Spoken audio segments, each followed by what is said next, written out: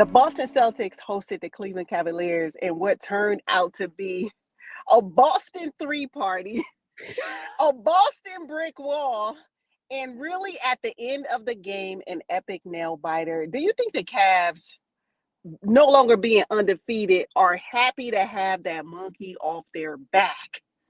Oh, absolutely. Yeah. I think now it's a relief. Now, since they've lost this game against the Celtics, now they can go back to another winning streak. I don't think the sky is falling with this loss, unfortunately. I mean, and if you think about it, the Cavs did not have their full squad that they normally run their rotations with. They were missing Karis LeVert, Dean Wade, and Isaac Okoro.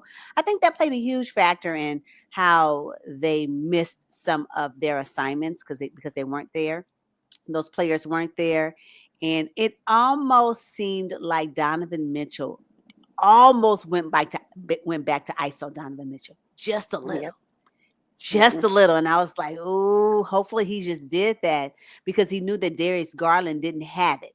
Darius Garland did not have it. He did not. He did not have it, Mm-mm. and it was reflected not only in the box score but also him on the court. He did the best he could, but like I said to myself in the last game they played on Sunday, and I forget who that matchup was with. When I was watching that game, Darius Garland looked tired.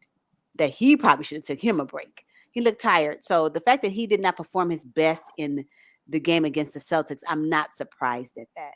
I'm not surprised at that. So yeah, it was most definitely a Yeah. Boston three party. Most definitely a Boston three party. And I texted you. I said if the Cavs three ball don't start showing up, this game is a wash. And can you believe it? They actually lost by 3 points. Unbelievable.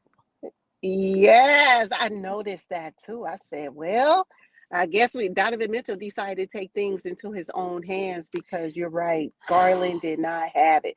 And what's crazy is if not for Porter Jr. off the bench, Niang and Ty Jerome, this may have been a blowout because there was no way Yeah. Donovan Mitchell was going, carry them like that to a victory against the defending champs who have 5 to 8 players who can get it done on any given night. I agree, and I really wish Karis LeVert was there because I would have loved to see him match Peyton Pritchard shot for shot because Peyton Pritchard he was on his last night for the Boston Celtics, and I just wish we had Karis LeVert. I just really hate he wasn't there. Yes, and I just wonder if Karras is going to play the next game. Was this a little gamesmanship by Coach Kenny Atkinson not to show their entire hand and their entire complement of players against the Boston Celtics in a cup game versus what could be the Mm. Eastern Conference Finals matchup way down the road? You know what I mean? Yeah, yeah. You know what? I would.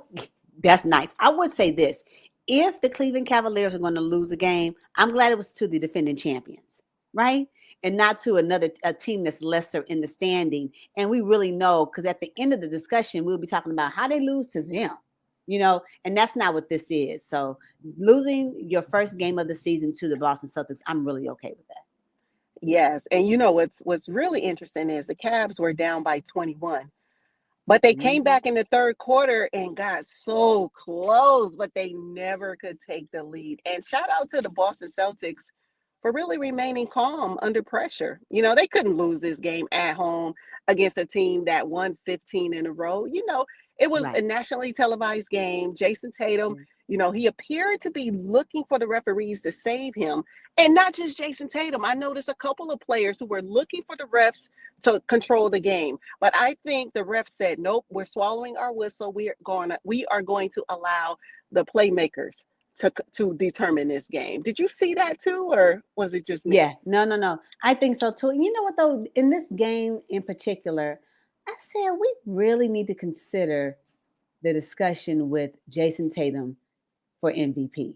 Like for real, for real. He was balling. That three kept nailing it. It's just like effortlessly. And then when he did that, you know what, Niang? Now your defense, it's a no for me. You couldn't stay in front of no, you couldn't he couldn't stay in front of nobody. And to be dropped at the end of the second quarter or the third quarter when Jason Tatum shook him. I mean, like literally shook him where he fell down on George Niang. and Jason Yeah. Tatum nailed that three. I said, "Oh." Yeah, I they also noticed did. that I also noticed that the Cavs did not do a good job at defending the three ball, Hmm. especially with Jason Tatum. They just let him out there. He was out there on an island a couple of times. I was like, y'all ain't go try to stop that. See, this is when you need a Yeah. Karis LeVert in the lineup. So Yes, they just also needed Isaac Okoro too, because Isaac is a yeah, very physical player. He can shoot the ball, plays really good on defense. yeah, And yeah, they yeah. I missed agree. him big time, but I don't know. Georges Niang, I thought he played okay, right? On the offensive side of the Oh yeah, basketball. oh yeah. No, offensively he was fine, but that defense, suspect. Okay, so there were 15 foul calls against the Cavs, 19 against the Boston Celtics. I mean, that's pretty even, right? I mean, no one's like watching and counting one by one, but I think, like I said, I think the refs allowed them to play. And I love it because that's the worst, to watch a game and to say, oh my God, are they going to just call every little ticky tack Right. foul? And that wasn't the Right. case. Yeah, no, I agree. I don't like ticky tack fouls. I don't mind. I want the players to look around like you're not gonna call that, and then the refs are going down the court. Like, nope. Uh-huh. Get back on defense or get back on offense. I do like that. So yeah, don't whistle me to death. I hate those games. I hate those games. So yeah. All right, so Mhm. the Boston Celtics got the victory 120 to 117. And now both the Cavs and the Celtics are 1-1 in this NBA Cup tournament. Are we going to see another matchup like this down the road with them?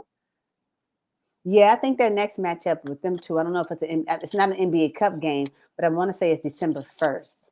So the Cavs have a Okay. chance to redeem themselves, and hopefully they'll be at full squad rotation, and we can really see what it's like. And by that time, Porzingis may be back as well. And if that's the case, that'd really be like almost like a preview of what the Eastern Conference Finals would look like, in my opinion. Oh, yes. All right, so we won't get a chance to see another NBA Cup game until this coming Friday. And I don't know. I mean, with Jokic out right now, first of all, when is he Mhm. coming back? Is Russell Westbrook going to have to just do a triple double every game in order for the Nuggets to win? Really need Jamal Murray to, be Jamal Murray and do Jamal Murray things. Right, Haven't seen that much right. this season. No sighting at all, actually, in my opinion. Mm-mm. Yeah. So I'm when gonna you need think Jamal about Murray. I'm gonna need Jamal Murray, NBA championship, Jamal Murray to show up right now in Jokic absence. At least give me that. Oh my God. yeah, who else is playing on this coming Friday for the Cup? Okay, so then we have the uh, Nets and Sixers. Ooh, Ah, poor Joe, oh my God. poor Joel Embiid. Maxie had to call him out. We'll save that for another Ah, discussion. We'll save yes, that for another yes. discussion. Celtics and Wizards, Warriors and Pelicans, Pacers and Bucks, Hawks and Bulls, which should be a pretty good game. Mhm. Blazers and Rockets. We're going to cover the Mavericks and Nuggets, and Kings and LA Clippers. LA Clippers is doing something. I may have to get my ticket and get in line with the Oh, don't Clippers. tell me you jumping back on the bandwagon. I may have to get back in line for that Well, bandwagon to roll through on the Clippers. But I ain't on it yet. But I may have to get my ticket. you're gonna be in Yeah. line all by yourself because I will not jump on the bandwagon for the LA Clippers with or without Kawhi. I read somewhere that Kawhi hasn't even practiced with the team. What in the world? I'm so sick of him. I don't even care, actually. No. Come on, James Harden. Come on, Norman Powell. Mm-mm. Who's next? Who's next? I know. It's unfortunate though. So, but Clippers is doing some teams.